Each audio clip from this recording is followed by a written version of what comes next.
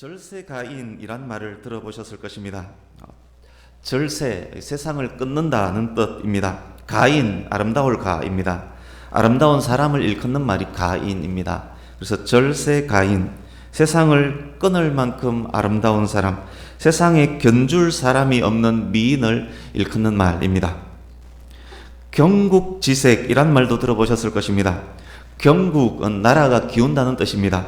경국지색은 나라를 기울게 할 정도로 아름다운 여인, 임금이 혹해서 나라가 기울어져도 모를 만큼 아름다운 여인을 일컫는 말이 경국지색입니다. 성경 인물 중에서도 절세가인, 경국지색으로 불릴 만큼 아름다운 사람들이 있습니다. 그 사람들을 좀 소개해 드리려고 합니다. 미녀로 이름난 사람, 기억나는 사람 있습니까? 사라입니다. 아브라함의 아내 사라는 심히 아리따웠다, 그렇게 성경은 기록합니다. 사라의 미모 때문에 애굽의 왕 그리고 그랄 왕까지 나라가 뒤흔들렸음을 우리가 압니다. 또 아름답고 총명하고 용모가 아름답다라고 기록된 나발의 아내에서 다윗의 아내가 되었던 여인 아비가일 역시 굉장히 아름다운 여인이었습니다. 또 있습니다. 아비삭, 늙은 다윗 왕의 시중을 들었던 수냄 여자 아비삭은 심히 아름다웠다라고 기록을 합니다. 그리고 우리가 잘 아는 에스더, 페르시아의 왕비입니다. 용모가 곱고 아리따웠다, 그렇게 기록을 합니다. 미남은 누가 있습니까? 요셉, 애굽의 총리입니다. 용모가 빼어나고 아름다웠습니다. 그래서 많은 사람들이 요셉을 흠모했고 또 요셉을 꼬드기기 위해서 노력했던 그 보디발의 아내, 우리가 기억을 합니다. 모세는 아기 때 너무 아름다운 아이였다라고 기록을 합니다. 사울, 최근에 자주 나누었던 사울, 이스라엘의 초대 왕입니다. 이스라엘 중에 사울보다 준수한 자가 없고 키는 웬만한 사람은 사울의 어깨에 다다랐다, 그렇게 기록을 합니다. 또 다윗 있습니다. 빛이 붉고 눈이 빼어나고 얼굴이 아름답다라고 기록을 합니다. 아도니아, 역시 다윗의 아들입니다. 다윗 가문은 인물이 좋았던 듯합니다. 아도니아, 왕이 되고자 했던 다윗의 아들, 용모가 심히 준수한 자라, 그렇게 기록을 합니다. 성경 속 미남 미녀 몇 사람 제가 확인을 했습니다. 그렇지만 아직 소개하지 않은 한 사람이 있습니다. 성경에서 남녀를 망라해서 최고의 미인으로 묘사되는 사람입니다. 누구일까요? 지난주 성경, 이번 주 성경 읽기 했던 분은 아마 아실 것입니다. 사무엘하 14장으로 가보겠습니다. 사무엘하 14장 25, 26절을 같이 읽습니다. 사무엘하 14장 25절 26절 같이 읽습니다. 시작. 온 이스라엘 가운데에서 압살롬같이 아름다움으로 크게 칭찬받는 자가 없었으니 그는 발바닥부터 정수리까지 흠이 없음이라. 그의 머리털이 무거움으로 연말바닥 깎았으며 그의 머리털을 깎을 때에 그것을 달아본 적 그의 머리털이 왕의 저울로 200세겔이었더라. 압살롬입니다. 발바닥부터 머리 꼭대기까지 못생긴 것이 하나도 없다. 저를 닮았다라고 생각하면 딱 맞을 겁니다. 아마 압살롬은 발바닥부터 머리 꼭대기까지 못생긴 것이 하나도 없는 사람이었습니다. 온 이스라엘이 압살롬만 보면 그 용모에 기절할 지경입니다. 머리털까지도 너무도 아름답습니다. 머리숱이 많고 길고 윤기가 좌르르 흐릅니다. 1년에 한 번 머리카락을 자르는데 자른 머리카락 무게가 200세겔, 요즘 도량형으로 4건 2.3kg 정도 됩니다. 뿐만 아닙니다. 그는 당시 패권국 이스라엘의 위대한 왕 다윗의 아들입니다. 절세가인, 경국지색 외모의 강력한 이스라엘의 왕자입니다. 압살롬이 백마를 타고 긴 머리 휘날리며 몇 명 경호원 대동해서 예루살렘 시내를 다니고 있다라고 생각을 해보십시오. 수많은 이스라엘 사람들의 마음을 빼앗고도 남았을 것입니다. 나라가 휘청일 정도였을 것입니다. 오늘은 압살롬으로부터 이야기를 시작해서 본문을 향해 가보겠습니다. 몇 주간 나누었던 사무엘서 말씀도 기억하시면서 들으시기 바랍니다. 짧게 설명을 드릴 테니까 눈으로는 성경 말씀을 읽으면서 들어주시기 바랍니다. 사무엘하 13장으로 가겠습니다.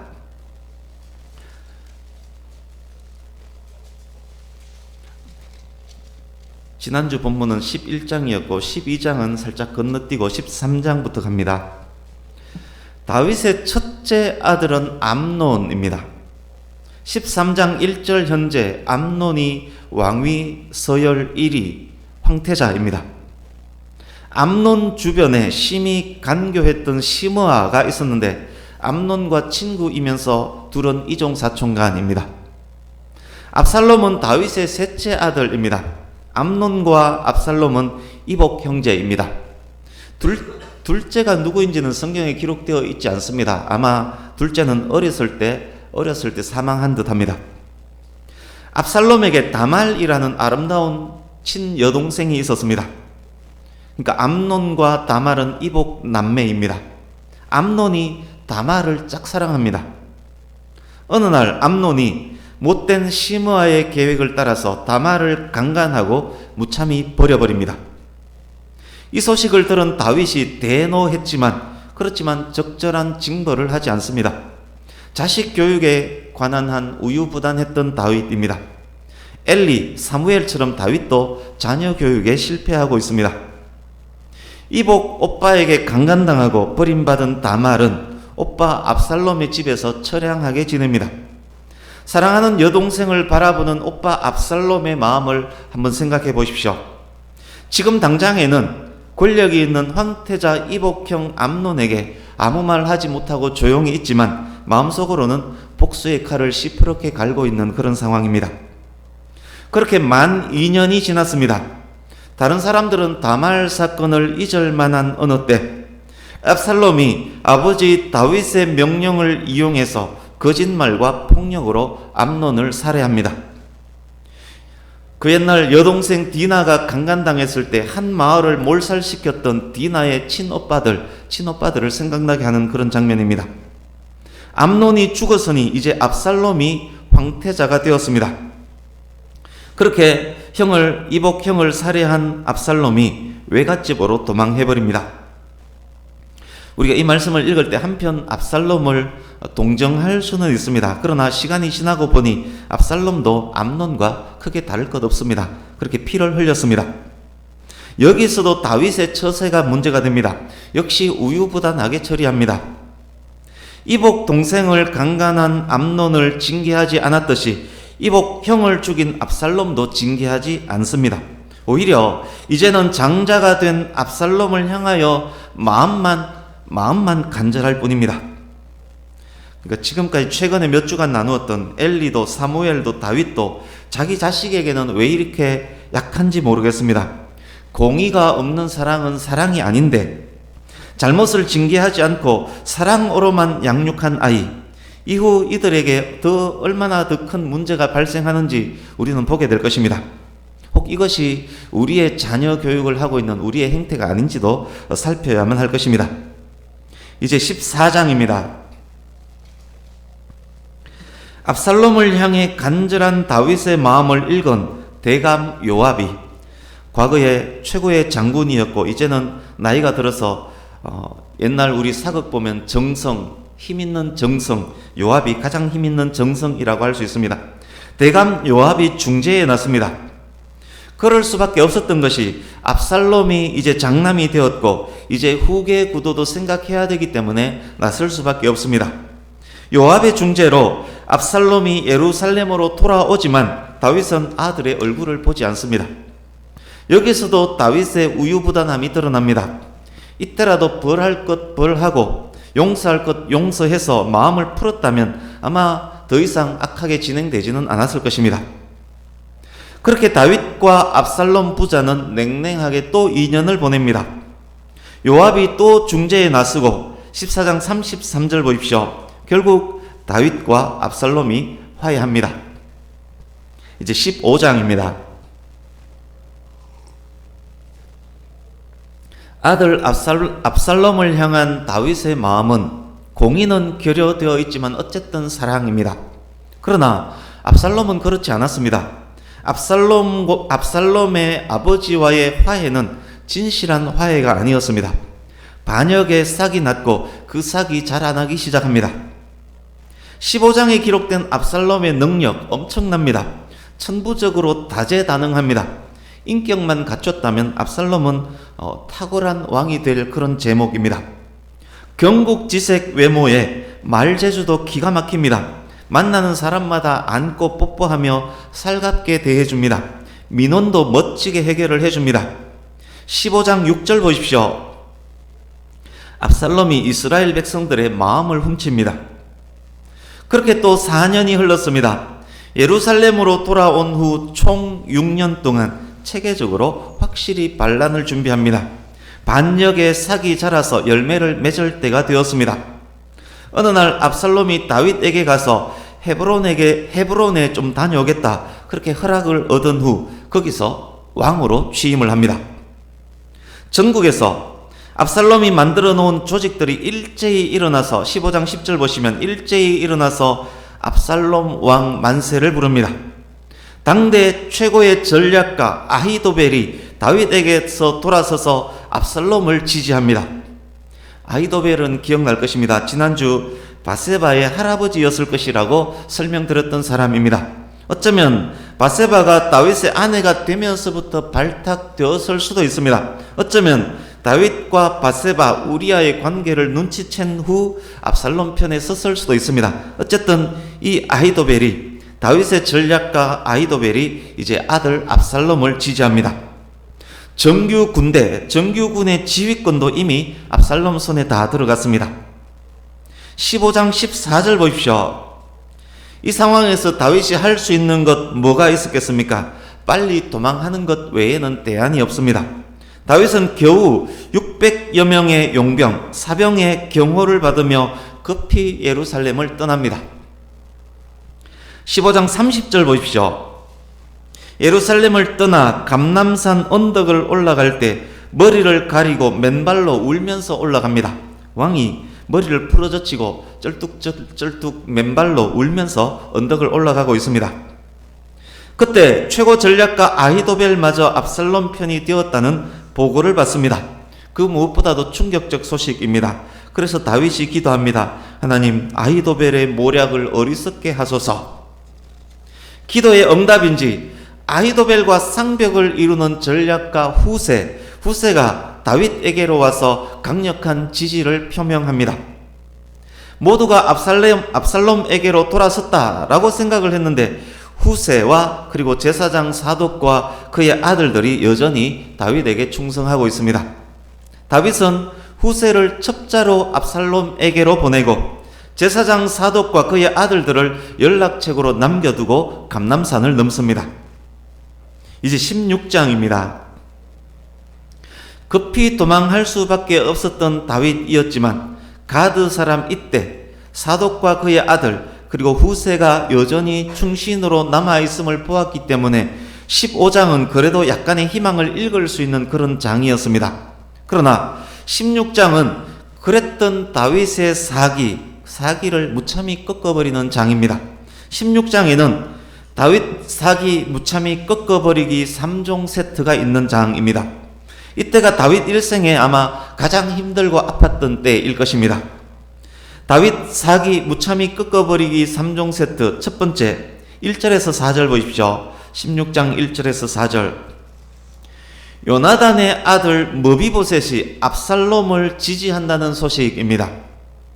다윗과 압살롬의 대결 구도에서 사울 가문이 누구를 지지하느냐 매우 중요합니다. 그런데 친구 요나단을 생각해서 왕의 상에서 먹도록 은혜를 베풀어 주었던 요나단의 아들 머비보셋이 은근히 지금까지 압살롬을 지지했으며 이 기회를 틈타서 왕위 찬탈을 노리고 있다는 이야기를 머비보셋의 종 시바를 통해서 듣습니다. 나중에 시바가 주인의 재산을 차지하기 위해서 머비보셋을 모함한 것이 나중에 밝혀지지만 현 시점에서 다윗의 사기를 꺾어놓기에 충분했습니다. 사기 꺾기 두 번째 5절에서 14절입니다. 사울 집안의 심의가 다윗을 저주합니다.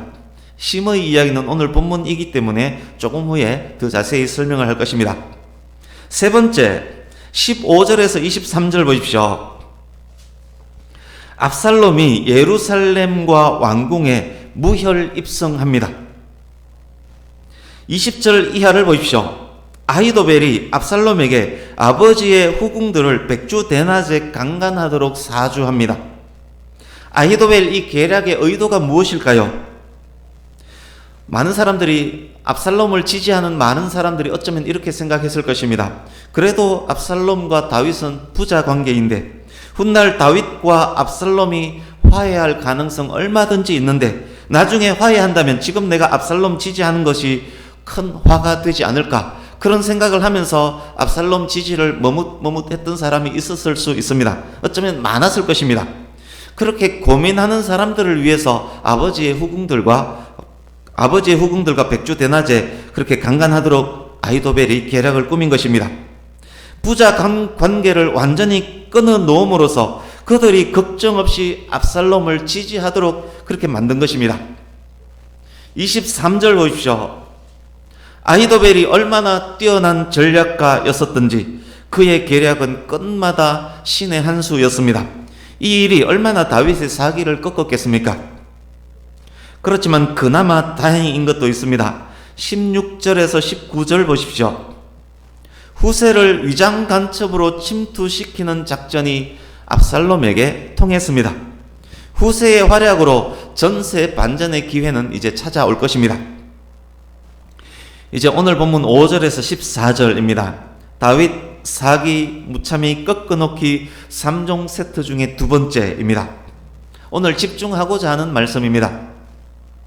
도망하는 다윗 일행이 감람산을 넘어서 바후림이라는 곳에 이르렀을 때에 그곳에 유지이며 사울의 친족인 시므이가 등장합니다. 등장함과 동시에 다윗을 향해서 저주를 쏟아붓습니다. 다윗 일행을 향해서 돌을 막 던집니다. 다윗을 경호하는 군인들이 있건 말건 계속 욕을 하면서 계속 돌을 던집니다. 뭐라고 저주하는지 들어보십시오. 이렇게 말합니다.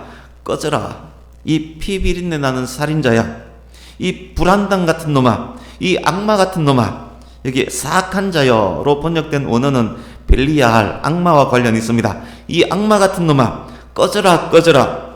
니놈이 사울 집안 사람 다 죽였잖아. 니놈이 사울에게서 나라를 빼앗았잖아. 이제 하나님이 내게 흘린 핏값을 다 찾으실 것이다. 이 나라를 내 놈에게서 빼앗아 네 아들 압살롬에게 줄 것이다. 자업자득이다 이놈아. 네가 마땅히 받아야 할 하나님의 벌이다. 고소하다 이놈아. 그렇게 저주하면서 욕하면서 계속 따라옵니다. 그런데 여기서 팩트 체크는 필요합니다. 시므이의 말이 사실과는 다릅니다. 다윗은 사울과 그의 집안을 피 흘리게 한 적 없습니다. 오히려 사울에게 쫓기며 온갖 고생을 다했던 사람이 다윗입니다. 그렇지만 그렇게 쫓기면서 사울로 인해서 고생을 했지만, 그렇지만 사울이 기름 부음 받은 자이기 때문에 사울 몸에 다윗이 직접 손끝 하나 털끝 하나 되지 않았습니다. 뿐만 아니라 사울의 후손 요나단, 사울의 아들 요나단을 생각해서 요나단의 아들 머비보셋에게 큰 은혜를 베풀었던 사람이 다윗입니다. 다윗은 사울의 나라를 빼앗아 오지 않았습니다. 오히려 백성들이 다윗에게 왕이 되어달라고 사정사정했습니다. 그러나 시므이는 그저 자기 생각으로 자기 고집으로 왕을 저주하고 있습니다. 출애굽기 22장 28절에 보면 하나님께서 세운 왕을 저주하는 것은 율법에서 금하는 죄입니다. 시므이는 하나님의 뜻과 전혀 상관없이 여호와의 이름을 들먹이면서 저주하고 있습니다. 최측근에서 다윗을 수행하던 아비새는 최근 말씀을 통해서 일부 확인했던 인물입니다. 다윗이 사울이 진을 치고 있는 그곳에 같이 침투했던 다윗의 수하 장군입니다. 아비새는 또한 다윗의 조카이면서 요압의 동생입니다. 혼자서 300명의 적을 죽인 최고수의 장군입니다. 아비새가 다윗을 저주하면서 따라오는 시므이를 보고 이렇게 말합니다. 아니 저 개 XX, 정확히 욕은 나와 있지 않지만 여기에 개 이야기가 나옵니다. 요즘 우리말로 저런 개 XX 전하, 저런 개 XX가 전하를 저주하다니요. 당장에 가서 저놈 목을 베어 오겠습니다. 라고 이야기를 합니다. 만약 다윗의 상황이 여러분의 상황이라면 이렇게 따라오면서 저주하는 심의를 어떻게 했겠습니까? 울고 싶은데 와서 세게 뺨 한번 때려주는 심의 아닙니까? 즉각 처단하지 않겠습니까? 그러나 다윗이 하는 말 들어보십시오. 스루야의 아들들은 요압과 아비새를 일컫는 말입니다. 아비새뿐만 아니라 요압도 심의의 목을 배려했었다는 말입니다. 다윗이 계속 말합니다. 너희들이 왜 나서느냐? 내 일에 간섭하지 마라. 여호와께서 심의에게 다윗을 저주하라 하셔서 저주하는 것이라면 나를 저주하는 심의를 내가 어떻게 나무랄 수 있겠느냐? 그리고는 가던 길을 잠시 멈추고는 주변 신하, 모든 신하들이 들을 수 있는 큰 목소리로 말합니다. 내 몸에서 난 내 아들도 나를 죽이려고 하는데 사울 집안의 저 사람은 말 한들 무엇하겠느냐? 여호와께서 허락하신 것이니 마음껏 저주하게 내버려 두라. 혹시 아느냐? 여호와께서 나의 이 비참한 꼴을 보시고 저주 대신에 오히려 은혜를 베풀어 주실지 어떻게 아느냐? 다윗은 욕을 들으면서 계속 길을 갑니다. 심의는 계속 욕하며 저주하며 돌을 던지며 먼지를 날리며 따라옵니다. 이야기를 계속 이어서 설명해야 합니다만 자세한 이야기는 생략하고 압살롬의 결국이 어떻게 되는지를 그것만 확인을 해보겠습니다. 다윗 군대와 압살롬 군대가 에브라임 수풀에서 크게 한판 전쟁을 벌입니다. 노련한 장군 요압, 아비새 이때가 이끄는 다윗 군대가 승기를 잡습니다. 18장 9절 보십시오.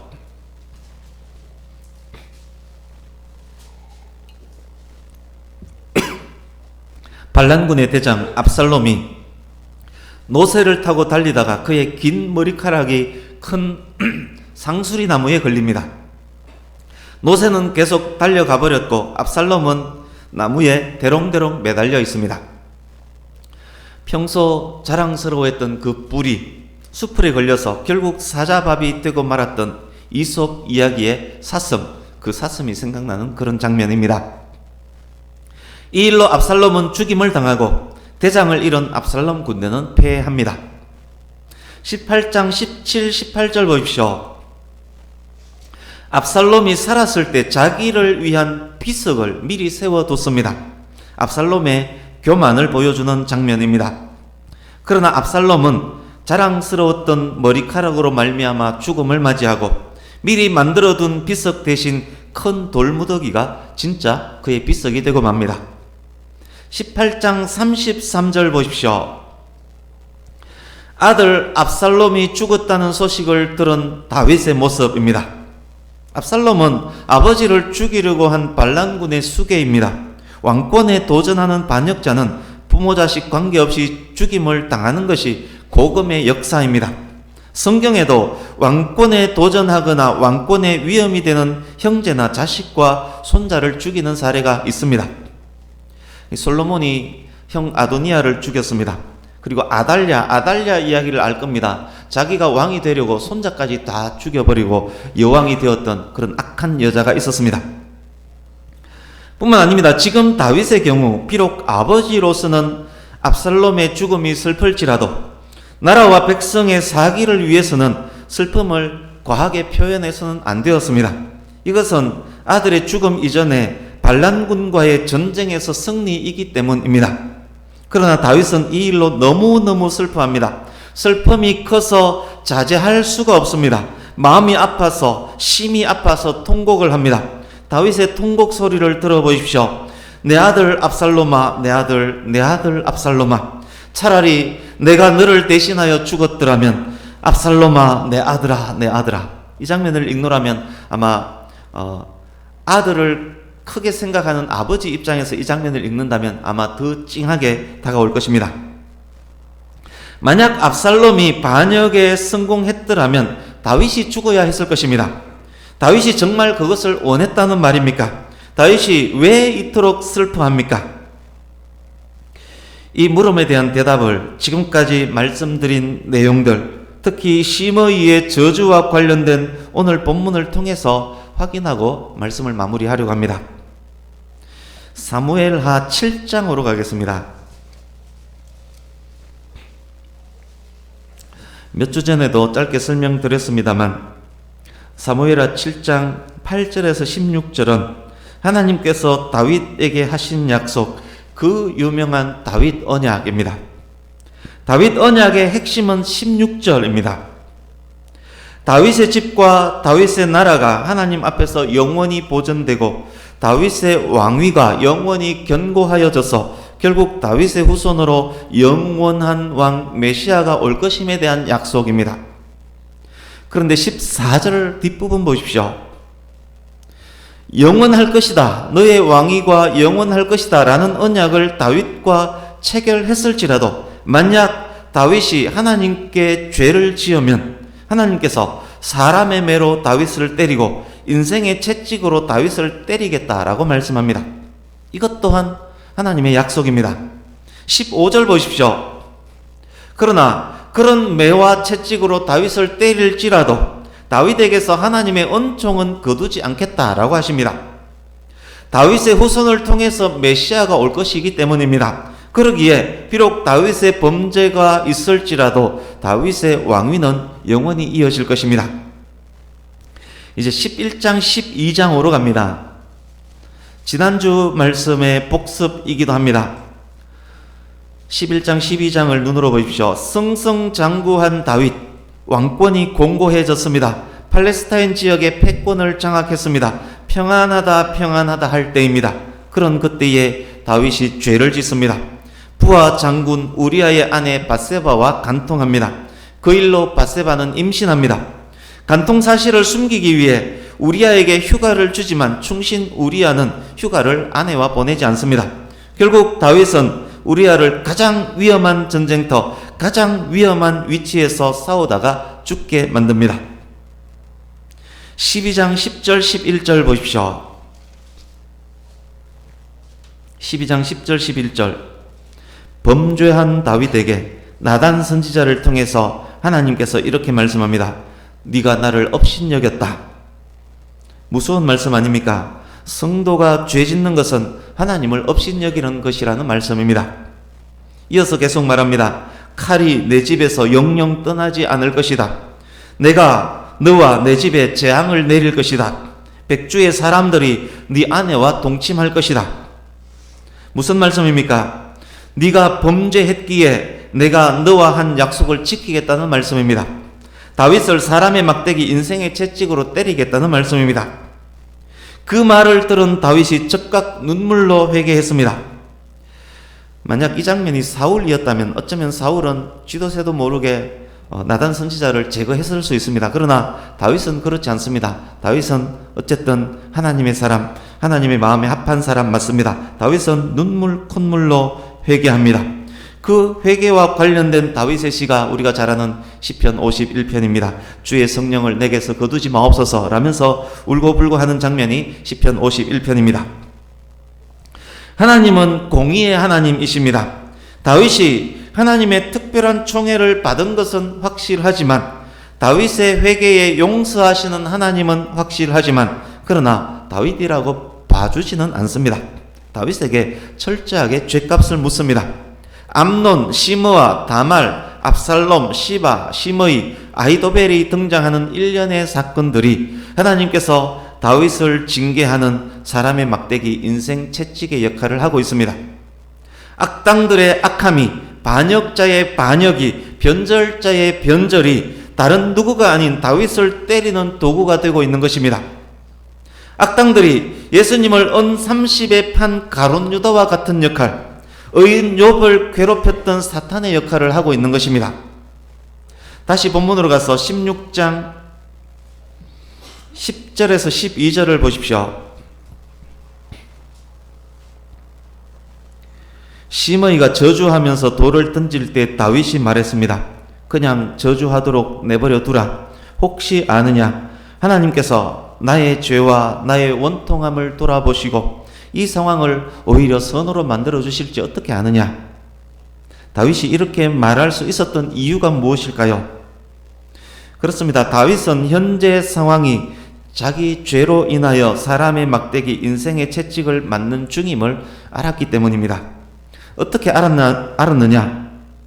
우리도 직감적으로 아는 경우가 많습니다. 우리도 범죄했을 때, 하나님 앞에 바로 서지 못했을 때 하나님께서 사랑하는 자녀이기 때문에 징계하십니다. 그 징계를 받을 때 우리는 직감적으로 알 수 있습니다. 다윗은 더욱 확실히 알았을 것입니다. 그렇지만 징계받는 그 와중에도 하나님을 온전히 신뢰하며 하나님의 은총을 소망하고 있습니다.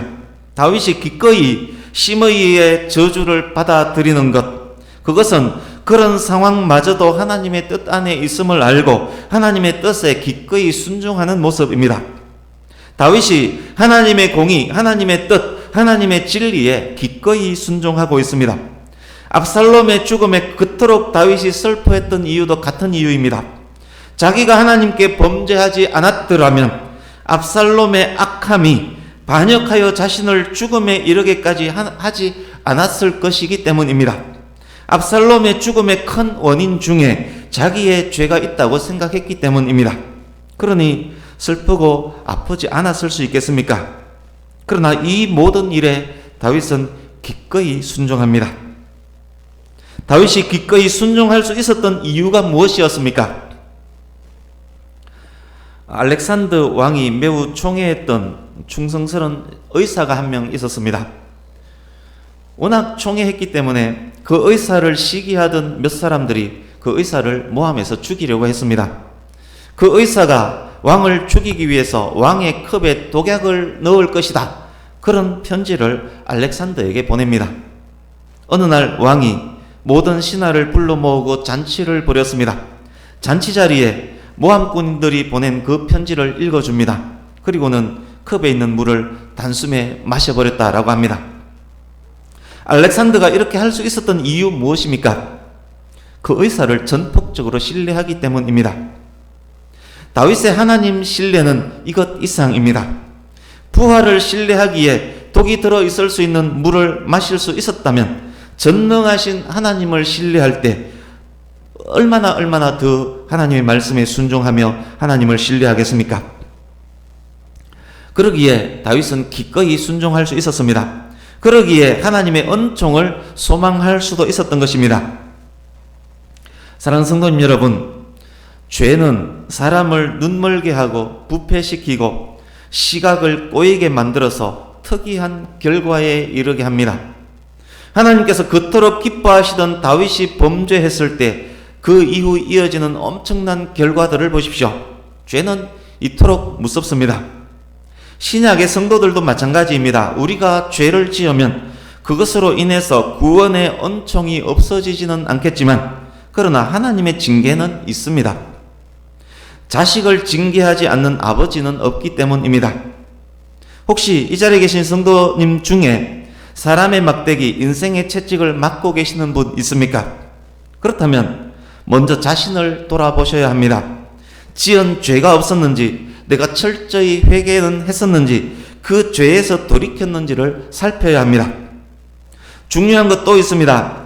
비록 지금 사람 막대기, 인생의 채찍을 맞고 있을지라도, 지금은 때리고 계시는 하나님이실지라도, 그래도 전폭적으로 하나님을 신뢰해야 한다는 것입니다. 하나님의 말씀에 기꺼이 순종해야 한다는 것입니다.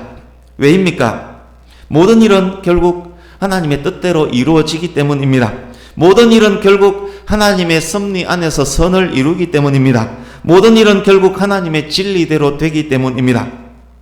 다윗은 왕위가 영원할 것이라는 하나님의 언약을 신뢰했기 때문에, 결국 하나님의 진리대로 될 것임을 알고 확신했기 때문에 현재 아픔과 슬픔이 있더라도 그 상황에 기꺼이 순종했습니다. 우리 주보 오른쪽 하단에 있는 말씀 두 곳 같이 읽어보려고 합니다. 주보 오른쪽 하단 이어서 같이 읽겠습니다. 사무엘상 15장 22절 그리고 로마서 2장 2절 이어서 같이 읽습니다. 시작. 순종이 제사보다 낫고 듣는 것이 숫양의 기름보다 나으니 하나님의 심판이 진리대로 되는 줄 우리가 아노라. 아멘. 그가 성도일지라도 그가 여전히 불순종한다면 그에게 하나님의 복이 주어지기 어렵습니다. 불순종하면서 복을 달라 요구하는 것, 그것도 있을 수 없는 일입니다.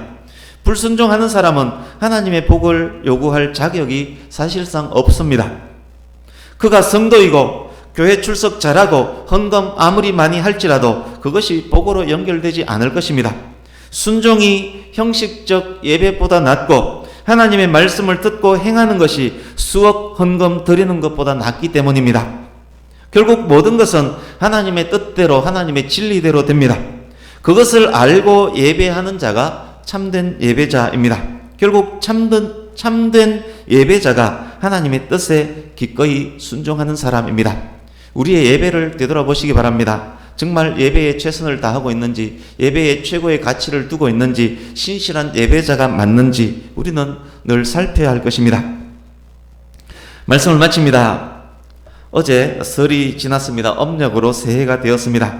2020년 새해, 그리고 그 이후 우리의 삶이 다하는 그날까지 하나님의 공의에 순종하는 삶, 죄를 멀리하는 삶, 철저히 회개하는 삶, 아픔과 슬픔마저도 하나님의 뜻이라면 다윗처럼 기꺼이 순종하는 삶, 거친 파도가 날 향해 올지라도 주 뜻에 순종하면서 전진하는 삶, 그런 삶을 사는 저와 여러분 되시기를 예수님 이름으로 축복합니다.